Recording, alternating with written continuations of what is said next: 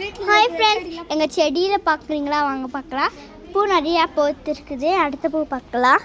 இது கொய்யாப்பழம் மரம், கொய்யாப்பழ செடி.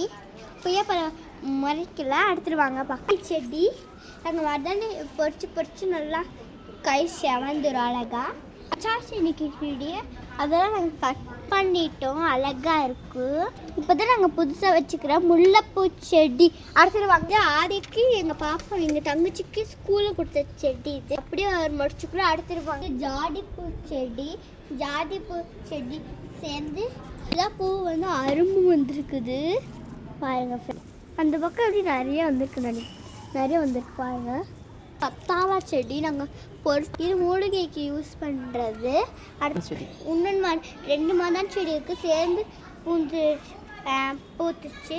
இது மரம் செடி. இந்த வீடியோ பார்த்து நீங்கள் லைக் பண்ணுங்கள் ஃப்ரெண்ட்ஸ், ஷேரும் பண்ணிடுங்க. பாய்.